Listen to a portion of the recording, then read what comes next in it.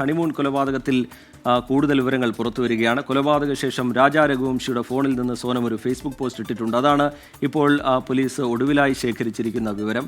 ഭർത്താവ് മരിച്ചിട്ടില്ല എന്ന് വരുത്തി തീർക്കാൻ വേണ്ടിയുള്ള ശ്രമമാണ് ഉണ്ടായത്. ഇപ്പോൾ രാജ്യത്ത് വലിയ രീതിയിൽ ചർച്ചയായിക്കൊണ്ടിരിക്കുന്ന ഒരു കൊലപാതകത്തിൻ്റെ കൂടുതൽ വിവരങ്ങളാണ് പുറത്തുവരുന്നത്. സോനവും ആൺസുഹൃത്തും എങ്ങനെയാണ് ഈ ക്രൂരകൃത്യം ആസൂത്രണം ചെയ്തത് എന്നതിൻ്റെ തെളിവുകളാണ് ഇപ്പോൾ കൂടുതലായി പുറത്തുവരുന്നത്.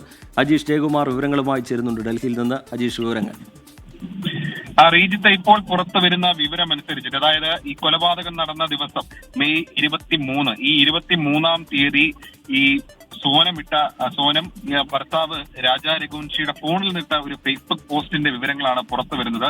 അതായത് ഈ പോസ്റ്റ് ഇട്ടത് ഈ രാജാ രഘുവംശിയെ കൊലപ്പെടുത്തിയതിന് ശേഷം സോനമാണെന്നാണ് പോലീസ് പറയുന്നത്. ആ പോസ്റ്റ് ഇങ്ങനെയായിരുന്നു: 7 ജന്മങ്ങളായി ഒരുമിച്ച് എന്ന ഒരു തലക്കെട്ടോടെയായിരുന്നു ഇവർ ഒരുമിച്ചുള്ള ഫോട്ടോ ഫേസ്ബുക്കിൽ പോസ്റ്റ് ചെയ്തത്. ഇത് പോലീസിനെ വഴിതെറ്റിക്കാനാണ് ഇങ്ങനെ ഒരു ശ്രമം നടത്തിയത് എന്നാണ് പറയുന്നത്. അതായത് ഭർത്താവ് മരിച്ചിട്ടില്ലെന്ന് വരുത്തി തീർക്കാനായിരുന്നു ഇങ്ങനെ ഒരു ശ്രമം നടത്തിയത്.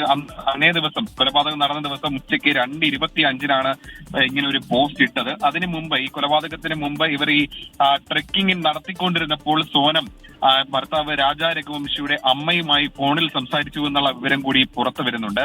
അമ്മ ഈ സോനത്തോട് ചോദിക്കുന്നുണ്ടായിരുന്നു, ഇത്രയും ദുർഘടമായ ഒരു സ്ഥലത്തേക്ക് എന്തിനാണ് പോകുന്നത് എന്ന് ചോദിക്കുന്നുണ്ടായിരുന്നു. എന്നാൽ തങ്ങൾ പോയിട്ട് വന്നതിന് ശേഷം കൂടുതൽ സംസാരിക്കാമെന്നായിരുന്നു സോനം ഭർത്താവിന്റെ അമ്മയോട് സംസാരിച്ചത്. പക്ഷേ ഈ ഫോൺ കോളിൽ ഭർത്താവിനോട് സംസാരിക്കാൻ സോനത്തിന്റെ അമ്മായിയമ്മയ്ക്ക് സാധിച്ചിരുന്നില്ല. പക്ഷെ ഒരുപക്ഷെ ഇവർ സേഫ് ആണെന്ന് കരുതിയിട്ടാകാം ഈ ഫോൺ കോൾ കട്ട് ചെയ്തത്. പിന്നീട് അതിനുശേഷം മകനെ കുറിച്ച് ഒരു വിവരവും ഈ അമ്മയ്ക്ക് ലഭിച്ചിരുന്നില്ല. ഈ അമ്മയുടെ മൊഴിയെടുത്തപ്പോഴാണ് ഇത്തരത്തിലുള്ള വിവരങ്ങൾ കൂടി പുറത്തു വരുന്നത്. എന്തായാലും കൂടുതൽ വിവരങ്ങളാണ് ഇപ്പോൾ. മറ്റൊരു പ്രധാനപ്പെട്ട വിവരം, ഈ കൊലയാളികൾ, നേരത്തെ വാടകയ്ക്ക് എടുത്ത കൊലയാളികളാണ് ഈ കൊലപാതകം ആസൂത്രണം നടത്തിയത് എന്നാണ് പറഞ്ഞിരുന്നത്. പക്ഷേ ഈ 3 കൊലയാളികളും ഇത് ഈ സോനയുടെ ആൺസുഹൃത്ത് രാജ് കുശ്വാഹയുടെ സുഹൃത്തുക്കൾ എന്നാണ് ഇപ്പോൾ പുറത്തു വരുന്ന വിവരം. സുഹൃത്തിനെ സഹായിക്കാൻ വേണ്ടിയിട്ടാണ് ഈ കൊലപാതകം ഇവർ നടത്തിയത്. ഈ കൊലപാതക ദിവസം ഈ 2 പേർ ഈ സോനത്തിനൊപ്പം ഉണ്ടായിരുന്നു എന്ന് ദൃക്സാക്ഷികൾ പറഞ്ഞിട്ടുണ്ടായിരുന്നു. ഇവർ മല കയറുമ്പോൾ ഇതിൽ ഒരാളാണ് ഈ കൊലപാതകം നടത്തിയത്. ഒരാൾ ഒരു ുമായി മറ്റൊരു സ്ഥലത്തേക്ക് മാറി നിന്ന് ആരെങ്കിലും വരുന്നുണ്ടോ എന്ന് നോക്കുന്നുണ്ടായിരുന്നു.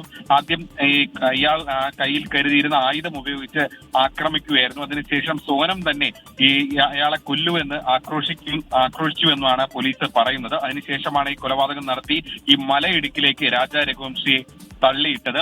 അതിനുശേഷമാണ് ഇവർ ഒരുമിച്ച് അവിടെ നിന്ന് കടന്നത് എന്നാണ് ഇപ്പോൾ പുറത്തു വരുന്ന വിവരം. എന്തായാലും പോലീസ് ഈ ട്രാൻസിറ്റ് വാറന്റ് വാങ്ങി എല്ലാ പ്രതികളെയും മേഘാലയയിലേക്ക് കൊണ്ടുപോയിട്ടുണ്ട്. പാറ്റ്ന വിമാനത്താവളത്തിൽ നിന്നാണ് ഇപ്പോൾ പ്രതികളുമായി പോലീസ് ഷില്ലോങ്ങിലേക്ക് എത്തിയിട്ടുള്ളത്. ശരി, അജീഷ് ജയകുമാർ ഡൽഹിയിൽ നിന്ന് വിശദാംശങ്ങൾ പങ്കുവയ്ക്കുകയായിരുന്നു.